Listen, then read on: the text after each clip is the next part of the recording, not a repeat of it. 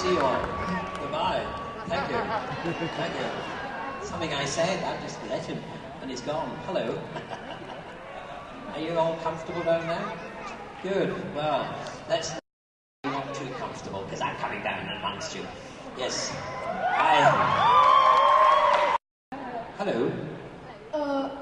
When you applied for the job as the doctor, were you nervous? Yes, I was nervous in a way, but because it was a big role to take on. Producer John Nathan Turner and said to him, you know, I think you should see Sylvester, and he said, who? And my agent said yes. The next phone call that came through, the very next phone call, happened to be from a producer that worked for the BBC that I had worked with quite a long time, Clive Doig, and he said to John Nathan Turner, you should see Sylvester McCoy, I think he would make a really good doctor.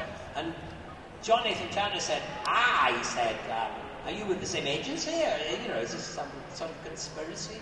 He said, no, honestly, I'm not. So that excited John Nathan Turner. He was really interesting.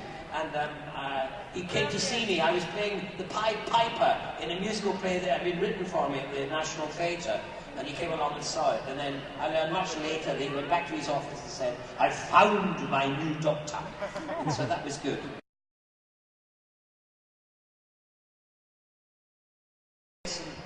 Said to me, he said, listen, I think we should make a film about us trying to break into the 50th anniversary of Doctor Who.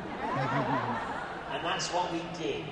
We started off last year, at the beginning of the year, as it so happens, 4 of us, Paul, Colin, Peter and myself, were touring Australia and New Zealand for the 50th anniversary celebration of Doctor Who. And so we started filming it there then, and then gradually, every now and again, we'd get together through the year, whenever we had time. It was sometimes difficult, and then eventually we got it all together. And I think it turned out really well. I was really pleased. It made me laugh.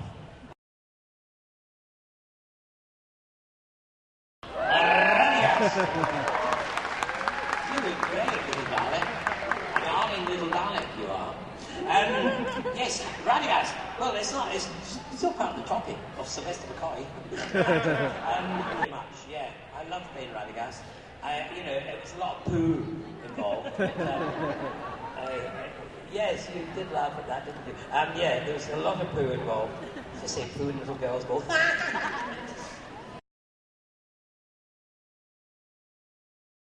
Oh, don't worry, he said. All it is we're going to just blow out a lot of rubbish. And that's the kind of like the trias of the Lords of Ragnarok, whatever their name was. And it'd be fine. Okay, so it's action. I walk past it. This is the very last film. It's the last filming of the day. We have to do it. We can't come back. It's the end of the series or something like that. It was just had to be done. I walk past, and suddenly the whole Second World War explodes behind me. The whole thing just blew up, and flames and smoke came out, and I just kept on walking, trying not to blink.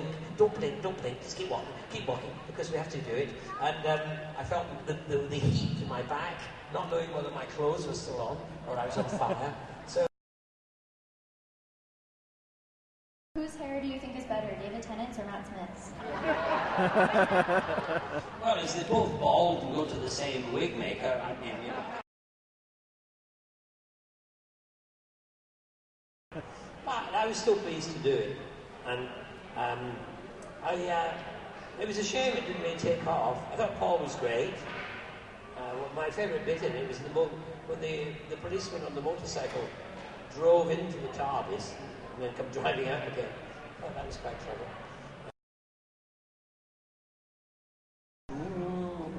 Faraway people. What's your opinion on Peter Capaldi? Peter Capaldi. Peter Garibaldi. I think he's great. I mean, he's a great actor, and I think he will be. I'm really excited about him. And what I like is that he's an older actor. In fact, he's the oldest actor to start the role. The guy got up and said to me, Mr. McCoy, now you've become so universally famous, are you worried about being shot? And I stood there thinking, oh my God, I never thought of that in my life. Because I come from a country where we don't get shot easily. Merci beaucoup, you have been magnifique. Thank you very much.